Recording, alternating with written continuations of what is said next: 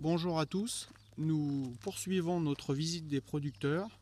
Donc aujourd'hui nous nous trouvons sur la commune de Lagimont, au lieu-dit Le Charles, et nous partons rencontrer Marie Charbonnier, qui est safranière, sur le drive.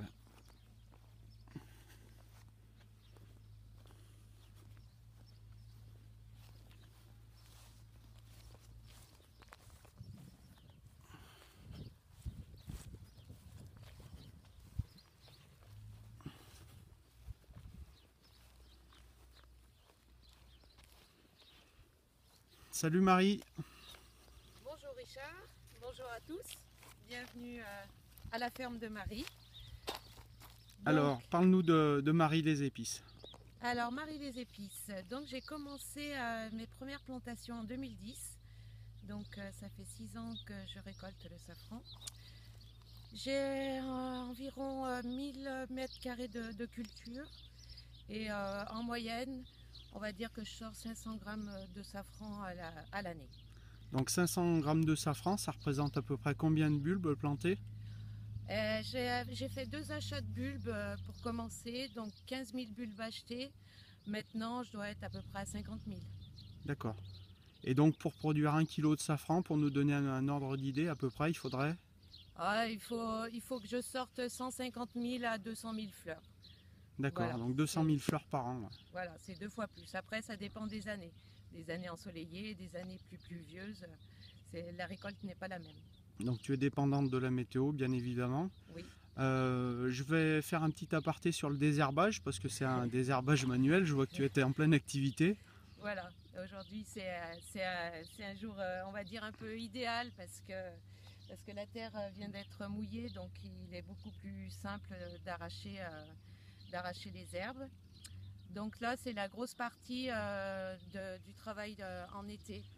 Donc le désherbage, l'arrachage des bulbes et la plantation. D'accord. Voilà, c'est la deuxième. Enfin, sur mon activité, il y a deux productions, on va dire. La production de safran pur, en pistil, et la production de bulbes. Voilà. Donc en juillet, je vends des bulbes et à l'automne, je vends du safran. Voilà, et donc pour en arriver à la finalité de dire qu'il n'y a aucun traitement sur tes productions. Non, là on le voit bien. Voilà, on le voit derrière nous, il y a beaucoup de trèfle blanc derrière. C'est une production complètement naturelle. D'accord, voilà. C'est ce que je voulais t'entendre dire. C'est naturel, manuel et écologique. D'accord. Alors on parle des produits maintenant, donc je sais que tu as une gamme un peu plus large puisque tu ne vends pas que du pistil de safran. Voilà. Donc en produit, je réalise des moutardes et des vinaigres au safran. Donc c'est des produits bio que j'achète et après que je transforme parce que je ne les produis pas sur la ferme. Je fais des confitures au safran, des gelées de thé au safran, des meringues. Là, je suis associée avec un artisan local pour la réalisation des meringues. Je fais aussi de la bière au safran et de la glace au safran. Tout ça en partenariat avec d'autres artisans locaux. D'accord. La bière, c'est tout récent, hein? Voilà, la bière, ça date du début de l'année 2016. Très bien. Et puis donc on essaiera, nous, de faire du miel au safran et puis du pain d'épices surtout, ouais. Voilà. Par la suite. Un petit mot enfin pour clôturer ce petit reportage sur le drive. Donc quelles étaient tes motivations pour faire partie du groupe et puis du projet surtout, et qu'est-ce que tu en attends?